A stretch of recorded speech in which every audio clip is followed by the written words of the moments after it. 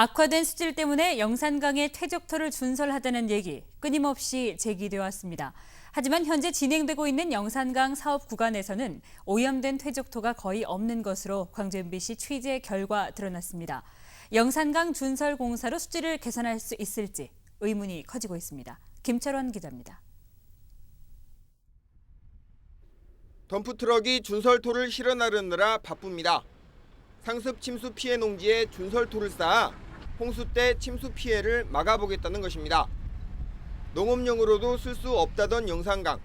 그 바닥에 깔려있는 흙을 농지에 써도 문제는 없는 것일까? 썩은 흙이 나와 말썽인 낙동강과 달리 일단 외관상 문제는 없어 보입니다. 사전에 또 토지 시험, 토양 시험을 한 것도 중금속이라든가 오염물질이 없는 그런 토양으로 해결이 됐습니다. 준설토를 골재로 판매할 계획인 나주시도 오염된 준설토는 없다고 말했습니다. 익산청에서도 점검했는데 여기 치는 그 오염이나 그게 없답니다. 영산강은 다 조사했습니다. 그래가지고 저희들한테도 그게 없다고 해가지고 판명이 된 사항입니다.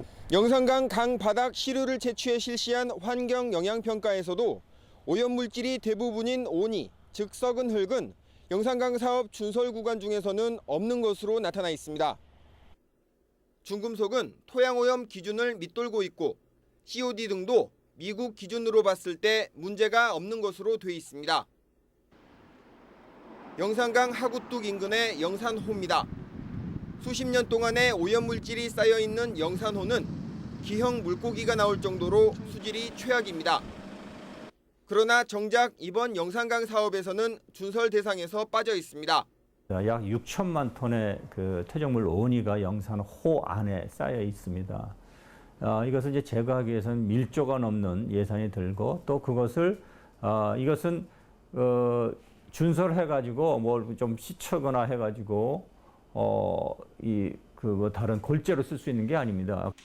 환경단체들은 준설보다 영산강에 유입되는 오염원을 차단하는 것이 수질 개선의 근본적인 해결법이라고 말합니다. 130만이 넘는 인구가 살고 있는 대도시에서 이런 생활 하수 이런 거를 써가지고 정화해서 흘러보내고 또 영산강 또 주변에 이제 농사를 짓고 있으면서 거기에서 이제 농업 과정 중에서 이제 뭐 비료나 농약이랄지 이런 물들이 아무래도 또 흘러가는 것. 할 곳은 안 하고 하지 않아도 될 곳은 준설하는 이상한 공사. 과연 영산강 수질 개선에 도움이 될지 의문입니다. MBC 뉴스 김철원입니다.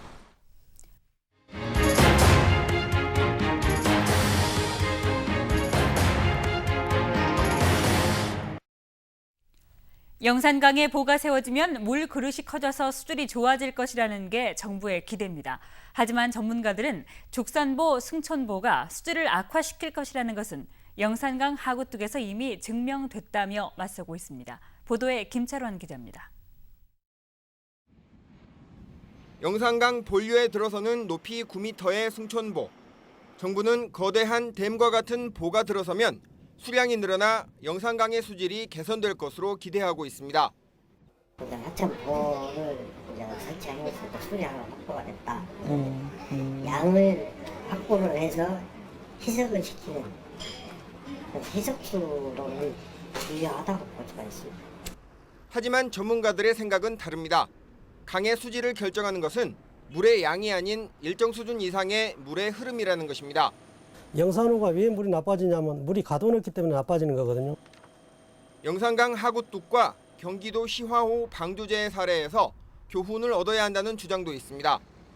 농업용수 확보를 위해 지난 1981년 세운 영산강 하구뚝은 30년 동안 강물의 흐름이 막히면서 농업용수로도 쓸 수 없게 됐습니다. 고여있는 물은 썩는다는 것은 영산강 하구원으로 우리 광주 전남 지역이 경험을 하고 있습니다. 그런데 그와 유사한 그런 대규모 보, 즉 댐이 나주하고 광주에 등장을 하도록 되어 있습니다. 그래서 승천호, 앞으로 등장할 죽산호, 이 물도 영산화와 같은 전철을 밟지 않는다. 누가 책임 있게 얘기할 수가 있겠습니까? 하지만 죽음의 호수라 불리던 시화호는 방조제를 일부 개방하면서 철새들이 돌아오는 호수로 변했습니다. 전남발전연구원도 지난 2008년 영산호 수질 개선을 위해 하구뚝 일부를 개방하는 것이 최선이라고 결론 내렸습니다. 네덜란드도 마찬가지 그런 경험을 통해서 부분 해수 유통을 통해서 해결합니다. 지금 현재 영산호 하구호의 이 퇴적물 온이의 문제는 부분 해수 유통만이 유일한 방안이라고 판단이 됩니다. 정부의 말대로 보건설로 수질이 더 좋아질지 아니면 환경단체의 주장대로 더 나빠질지는 단정할 수 없습니다. 하지만 분명한 것은 영산강 하구뚝을 세워 영산호의 수질이 최악이 된 사례에서 볼 수 있듯이 영산강에 승천보와 죽산보를 세워 수질이 나빠질 경우 이를 복구하는 데는 천문학적인 비용이 들 것이라는 사실입니다. MBC 뉴스 김철원입니다. 광주시의회 당선자들이 영산강 사업 중단을 촉구하며 현재 광주시가 직접 시행하고 있는 영산강 사업 709 공사를 중단할 것을 광주시에 요구했습니다. 민주당 20명, 민주노동당 2명, 교육위원 4명 등 모두 26명인 당선자들은 오늘 광주 YMCA에서 기자회견을 갖고 이번 지방선거 결과는 4대강 사업을 강행해온 이명박 정부에 대한 준엄한 심판이었다며 대안을 모색할 때까지 709 공사와 준설토 적치장 운영 등의 사업을 일시 중단해야 한다고 주장했습니다.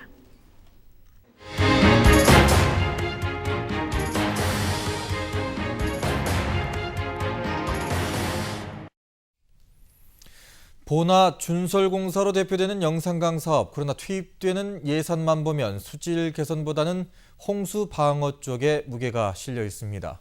이 홍수 방어 목적의 공사들도 효율성에 의문이 제기되고 있습니다. 김철원 기자입니다. 허순 지석천 최상류에 자리한 홍수 조절지입니다. 큰 비가 왔을 때 물을 일시적으로 가둬서 강 본류로 몰리는 물의 양을 줄여보자는 목적의 사업입니다.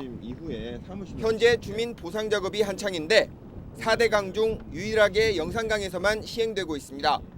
해서 이 세 개가 정구가 되면서 그다음에 이제 화순 홍수 조절지 해서 상류 지역에서 흐르는 물을 여기서 이제 잡을 것입니다. 나주에 만들어지는 강변 저류지나 영산강 하구뚝 배수문을 2배로 늘리는 사업, 그리고 영산강 바닥에 흙모래를 긁어내는 준설공사도 홍수 방어 목적이 있다고 정부는 설명합니다. 영산강 사업 총 예산 2조 6천억 원 가운데 홍수 방어 관련 예산은 1조 9천억 원으로 전체의 71%를 차지합니다. 반면 수질 대책 예산은 483억 원으로 전체의 1.8%에 불과합니다.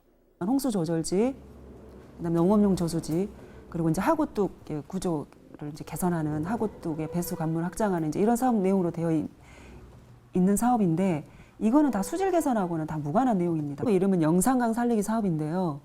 근데 이 이름이 너무 무색하다. 또 이들 사업으로 효율적인 홍수 방어가 가능한지에 대해서도 의문이 제기되고 있습니다. 준설로 홍수위를 낮춘다지만 큰 비가 몰렸을 때 죽산보와 승천보 등의 구조물이 물 흐름을 방해해 더 큰 피해로 이어질 수 있다는 걱정입니다. 홍수가 일어나게 되면 옛날에는 하천 전면에 물이 흘러가게 됐는데 보가 만들어지면서 하상의 단면도 좁아질 뿐만 아니라 그 보 위쪽에 있는 교각에 의해서도 단면, 통수 단면이 줄어들게 되죠. 그래서 그것이 홍수를 막는다는 오히려 홍수를 발생시키는 요인이 될 수가 있습니다.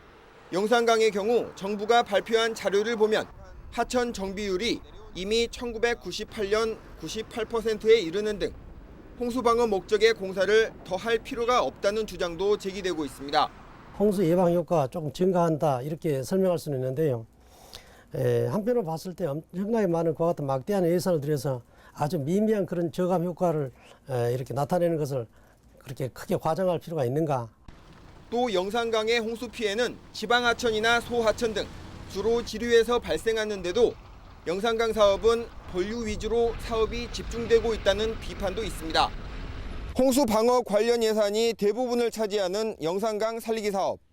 과연 이 공사가 영산강의 문제점을 제대로 짚어내고 있는 것인지 궁금증이 커지고 있습니다. MBC 뉴스 김철원입니다.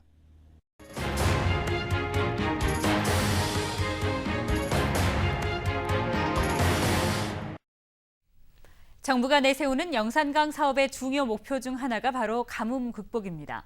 수량을 충분히 확보해서 물 부족 현상을 해소하겠다는 건데 전문가들은 영산강에 정말 물이 부족하냐고 반문하고 있습니다. 김철원 기자가 보도합니다. 장성에 있는 유탕저수지는 영산강 사업의 둑 높이기 사업 대상지입니다. 둑 높이를 6m가량 높여 홍수 때 물을 가두고 가뭄 때 물을 푸는 다목적 댐 역할을 강화한다는 것입니다. 광주 전남에서는 21개의 저수지에 7,640억 원의 예산이 투입됐는데 영산강 사업 단위 사업으로는 최대 규모입니다.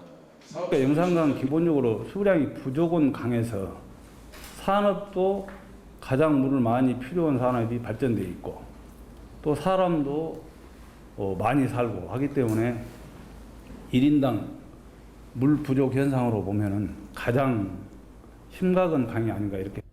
볼을 세우거나 강 바닥을 파는 주설공사도 물그릇을 키워 유량을 확보한다는 점에서 가뭄 극복의 목적이 큽니다. 이렇게 확보되는 물의 양은 1.2억 세제곱미터로 공사가 끝나면 현재 한강의 61% 수준인 영산강의 물 확보량이 70%까지 올라간다고 정부는 설명합니다. 하지만 문제는 영산강에 정말 물이 부족하냐는 것입니다. 환경부가 실시한 영산강 환경영향평가는 죽산보나 승천보 일대를 물이 풍부한 지역으로 언급하고 있습니다.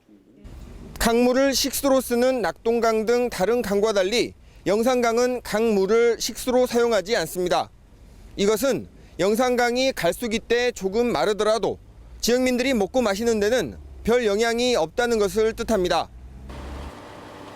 또 실제 전남 지역에서 물이 부족해 관정을 파야 하거나 제한급수를 받을 정도로 물 부족이 심각한 곳은 영산강이 닿지 않는 섬 지역입니다.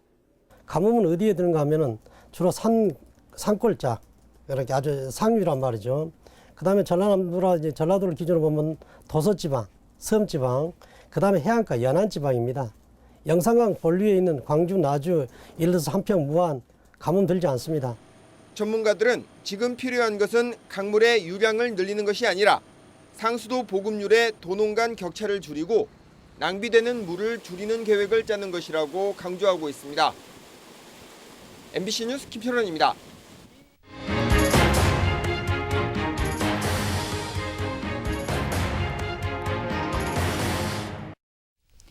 정부의 영산강 살리기 사업이 과연 그 이름대로 강을 살릴 수 있을지 논란이 분분합니다. 영산강 사업 이대로 좋은가 기획보도. 오늘은 영산강이 깨끗한 강으로 다시 태어나기 위해 어떤 고민이 필요한지를 김철원 기자가 보도합니다. 영산강 문제 해법에 대한 지역민들의 생각은 분명합니다. 식수는 물론 농업용수로 사용할 수 없을 만큼 더러운 물을 깨끗이 하는 게 영산강 사업의 핵심이어야 한다는 것입니다. 다른 사업은 못해 치고라도 우선 물은 깨끗해야 좋잖아. 자손들이 그래야 먹고 살지. 하지만 현재의 영산강 사업이 지역민의 기대를 제대로 반영하고 있는지는 다시 생각해봐야 합니다. 강 바닥을 파는 준설공사는 정작 오염물질이 집중돼 있는 영산호 구간을 외면하고 있고 영산강 수질 악화의 주범인 하구뚝과 비슷한 성격의 구조물이 강 중상류에 들어서고 있습니다. 영산강의 오염 인자는 결국은 광주천 내지 광주 시가지에서 흘러나온 생활 오폐수인데 이거에 대한 대책 없이 볼을 만들게 되면 제2의 제3의 영산호가 만들어질 뿐더러 이게 굉장히 심해지게 되면 결국은 시아호 정도의 그런 문제가 일어날 가능성은 충분히 있다고 보여집니다. 2조 6천억 원이나 들어가는 천문학적인 예산 중 수질 개선 예산은 480억 원. 전체의 1.8%에 불과한 예산은 영산강 사업의 목적이 수질 개선에 있는지 아니면 다른 데 있는지 헛갈리게 합니다. 사업의 비판적인 전문가들은 영산강 수심을 5m로 유지하는 이 사업의 목적이 정작 다른 데 있는 것 아니냐고 의심하고 있습니다. 홍어배, 황포도배는 10톤 미만입니다. 그런데 지금 수심 5m로 그 바지선을 띄우게 되면 이건 2,000톤까지도 운행할 수 있거든요. 현재 영산강 살리기의 근본적인 목적은 5m, 평균 5m의 수심을 유지하고 대형 배, 물류용 화물선을 운행하겠다는 목표가 있기 때문에 그렇게 영산호의 썩은 물을 목포항 앞바다로 빼내겠다던 저충수 배제 사업도 지역의 반발로 무산되면서 그나마 있던 영산호 수질 개선책도 사라졌습니다. 영산호 수질이 개선되지 않는 상태에서 영산강 수질 개선이 있을 수가 없습니다. 시야보다 살아나는 이유가 부분 해수욕탕이었다. 대부분이 살아난 것은 자연 상태 복원입니다. 어느 정도. 장마가 시작되면서 영산강 사업은 숨고르기에 들어갔습니다. 이미 한번 시작했으니까 처음 계획한 대로 공사를 끝까지 가야 한다고 고집을 부리는 것보다 지금 현재 영산강에 필요한 것은 무엇이고 지역민이 바라는 것은 어떤 것인지 진지하게 성찰해 봐야 할 것입니다. MBC 뉴스 김철원입니다. 앞서 전국 뉴스를 통해 보도된 것처럼 4대강 살리기 사업이 벌어지고 있는 나주 죽산보 건설 현장 일대의 논이 오늘 아침 불어난 강물로 침수됐습니다. 강물이 말라가는 갈수기에 때 아닌 물난리를 만난 주민들은 4대강 사업의 부작용이 벌써부터 나타난 것이라고 주장하고 있습니다. 김인정 기자입니다.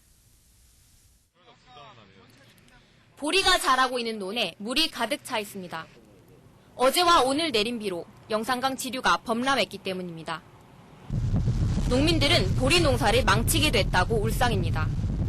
침수가 되면 이 새뿌리가 없으면 안 돼. 이 새뿌리가 물을 빨아들여면 이 노랗게 죽어버려요. 침수 피해를 입은 논은 무려 10헥타르.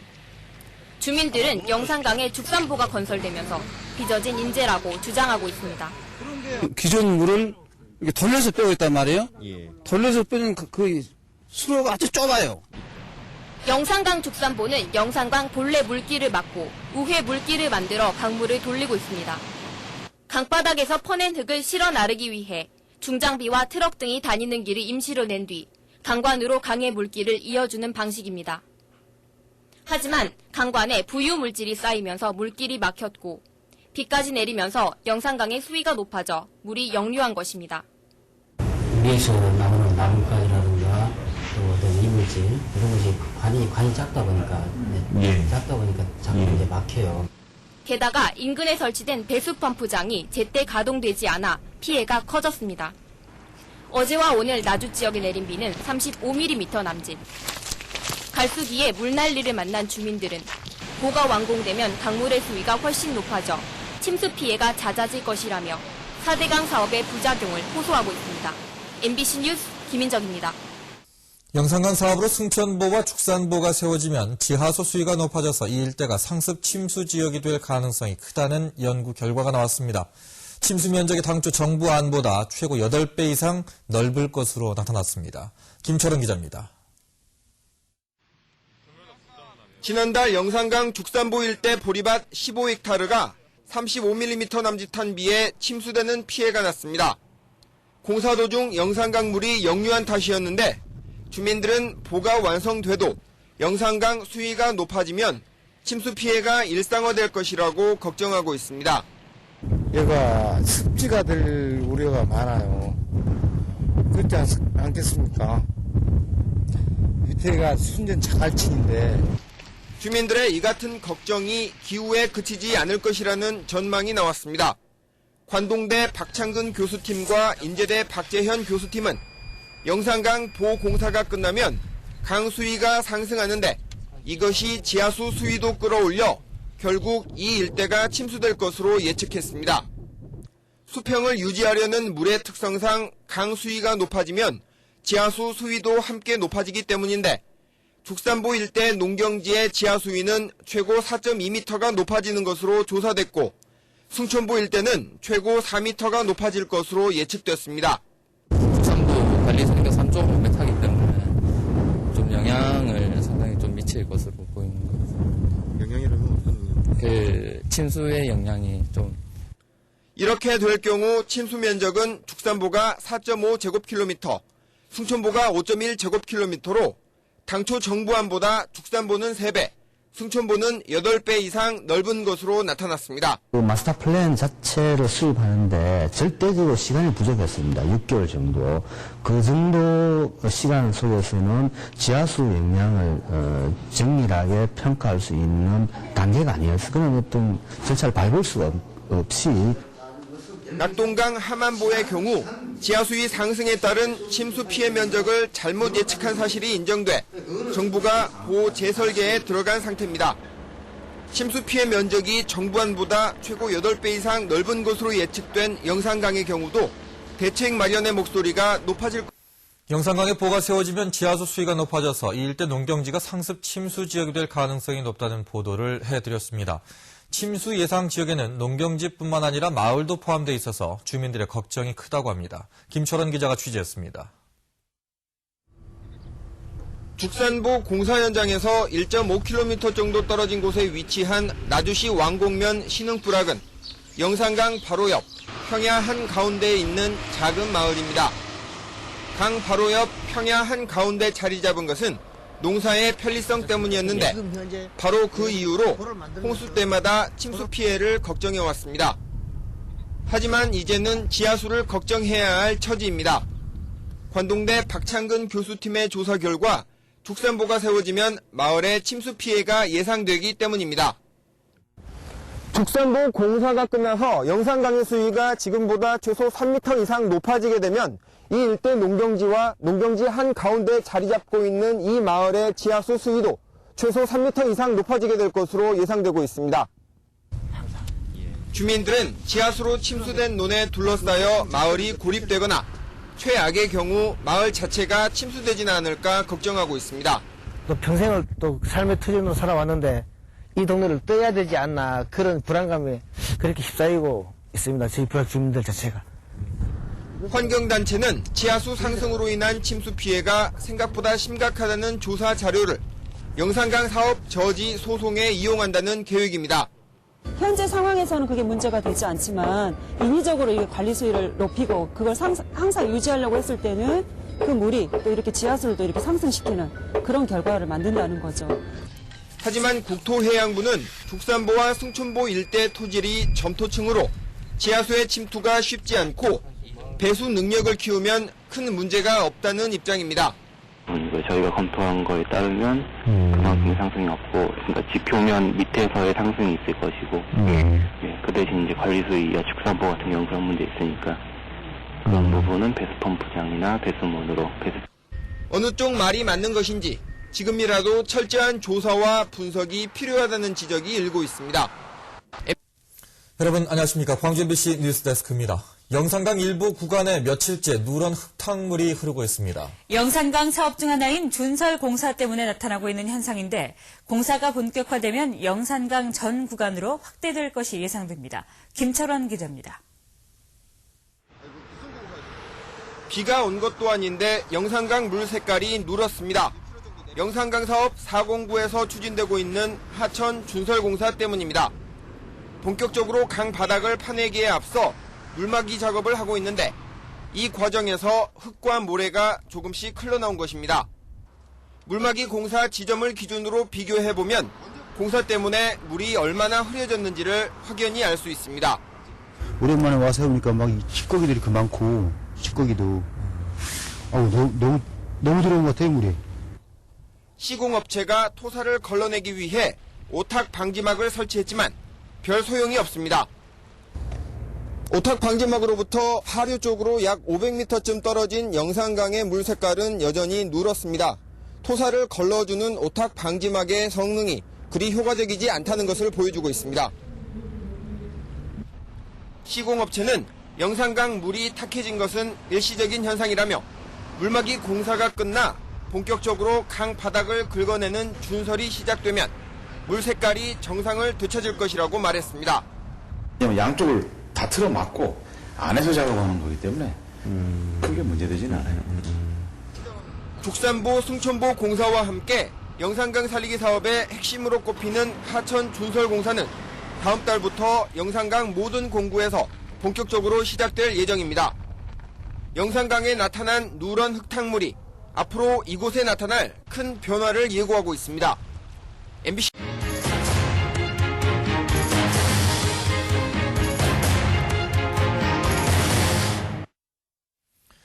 영산강 바닥을 긁어내는 준설공사가 최근 들어서 본격적으로 시작됐습니다. 광주 MBC는 준설공사를 계기로 영산강 사업을 점검하는 연속 보도를 마련했습니다. 오늘은 첫 순서로 영산강 준설공사에 따른 생태계 파괴를 김철원 기자가 보도합니다.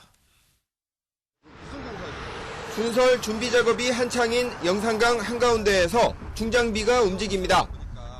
중장비가 강 바닥을 헤집고 다니자 곧 흙탕물이 번집니다. 흙탕물은 강에 살고 있는 물고기와 수달 등 생태계에 큰 변화를 몰고 옵니다.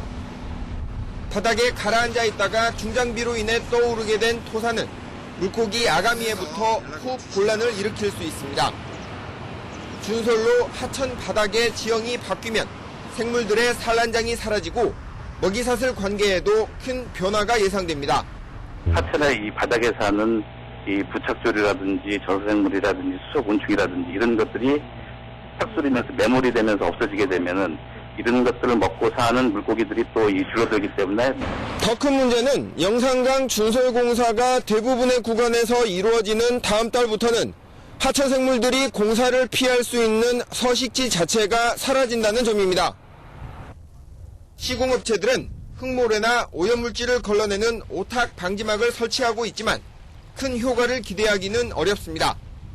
흙탕물이 발생한 영산강 409의 오탁 방지막 상류 쪽과 하류 쪽을 비교해봐도 육안으로 수질 변화를 구별하기 힘듭니다. 대한하천학회는 오탁 방지막에 탁수를 거르는 효과가 30%밖에 되지 않는다고 밝혔습니다. 영산강 준설공사 책임을 맡은 익산지방국토관리청은 준설공사로 인한 생태계 파괴에 대한 대책을 묻는 질문에 답변을 거부했습니다. 이렇게 탁수가 좀 있던데 그에 대한 대책이나 이런 것들이 있나요?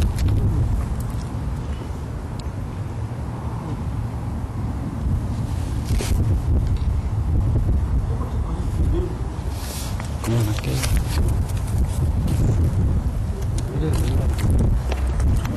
준설공사로 발생할 흙탕물, 중장비가 없앨 자연습지, 그리고 지형 변화로 인한 기후 변화가 예상되고 있지만 정부의 환경영향평가 보고서는 심각한 문제가 없을 것이라고만 밝히고 있습니다.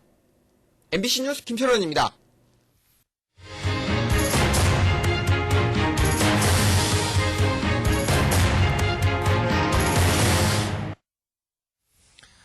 영산강 살리기 사업이 시작된 이후 많은 주민들의 삶의 변화가 생기고 있는데요. 강에서 물고기를 잡아 생계를 꾸리는 주민들은 준설공사 등 영산강 사업으로 수확량이 크게 줄면서 일상적인 삶이 위협받고 있습니다. 김철원 기자입니다. 해가 지고 달이 뜨면 영산강 인근 어민들의 활동이 시작됩니다. 물고기들이 활발하게 이동하는 해질녘에 맞춰 배에 시동을 걸고 그물을 펼칠 준비를 합니다.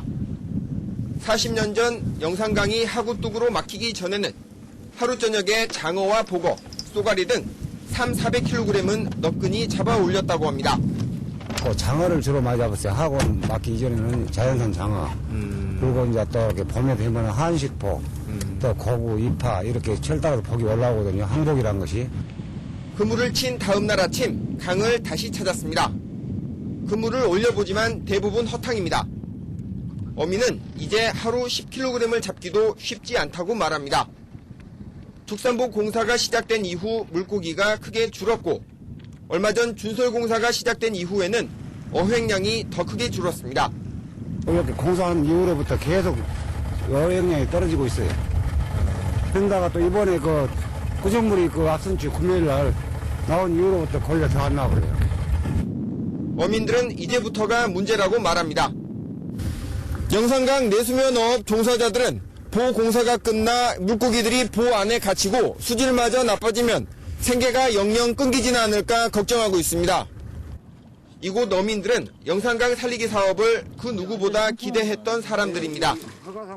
찬성은 입장인데 현재 그 영산강 그 축산보 설치에 대해서는 시설에 대해서는 전혀 저희들도 납득을 못하고 있어요. 이처럼 영산강 사업이 시작되면 고기도 더 많이 잡고 살림살이도 나아질 거라 믿었던 주민들의 기대는 이제 우려로 바뀌고 있습니다. 여러분 안녕하십니까. 광주 MBC 뉴스데스크입니다. 이번 선거로 드러난 민심이 영산강을 포함한 4대강 사업에 어떤 영향을 미칠지가 관심이 되고 있습니다. 정부의 밀어붙이기식 국정 운영에 제동이 걸린 만큼 영산강 사업에도 변화가 있을 것이라는 예상입니다. 김철원 기자가 보도합니다.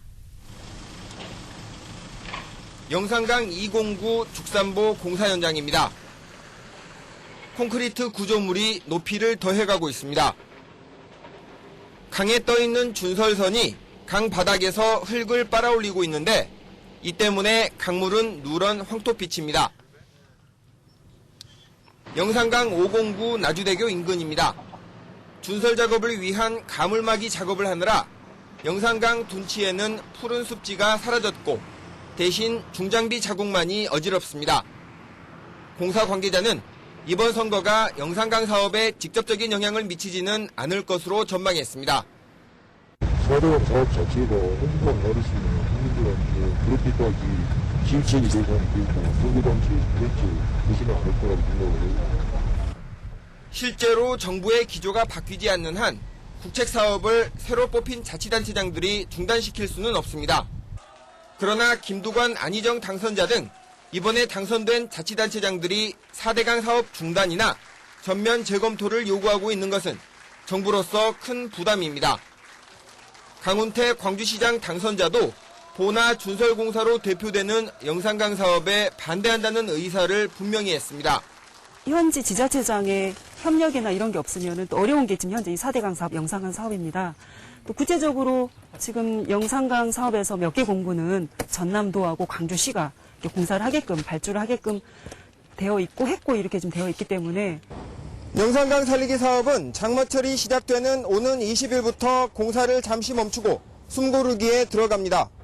정권의 제동을 건 선거 민심이 영산강 살리기 사업에 어떻게 반영이 될지는 장마철 이후의 상황을 지켜봐야 4대강 사업의 핵심 공정인 보의 안전성과 관련해서 정부는 수리 모형 실험 결과를 공사에 반영하겠다고 밝힌 바 있습니다. 하지만 영산강의 승천보와 죽산보는 수리 모형 실험 결과가 나오기도 전에 보공사에 들어간 것으로 드러나서 논란이 되고 있습니다. 김철원 기자가 보도합니다.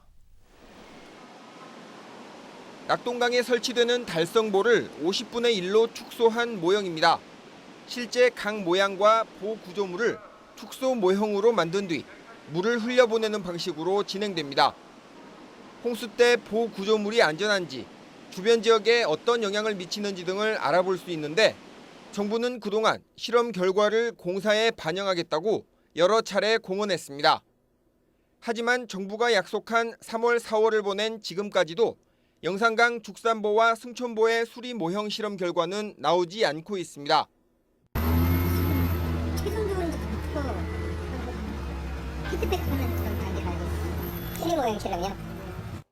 문제는 죽산보와 승천보의 경우 수리 모형 실험 결과가 나오기 전인데도 보 구조물 공사는 30%가량 진행됐다는 점입니다. 안전성 측정을 위해 모형 실험을 하고 그 결과를 분석한 뒤 공사에 착수하는 통상의 절차와 다릅니다. 국토해양부는 설계와 공사를 동시에 할 수 있고 현재의 보 공사는 이미 2월에 나온 중간 결과를 반영했기 때문에 문제가 안 된다는 입장입니다. 저희는 이제 그 절차를 한번 중간 보고서를 미리 받고 거기서 문제 검토 사항들을 차에서 다 보고 그 시설에 다 반영시켜서 시설에 납품해서 진행하는 겁니다. 이 때문에 수리 모형 실험 결과가 공사 설계에 별 영향을 미치지 못하는 요식행위에 그칠 것이라는 관측도 나오고 있습니다. 과연 수리 모형 실험의 내적인 성실성이 확실하게 있겠느냐, 오히려 결론을 만들어 놓고 그거에 따라서 잡아주게 하는 거 아니냐 하는 의심도 좀 줄 수가 있는데 그거는 내용을 좀 더 들여다봐야 되겠습니다. 죽산보, 승천보의 수리 모형 실험 결과가 이달 말 공개될 예정인 가운데 결과를 놓고 뜨거운 공방이 예상됩니다. MBC 뉴스 김철원입니다.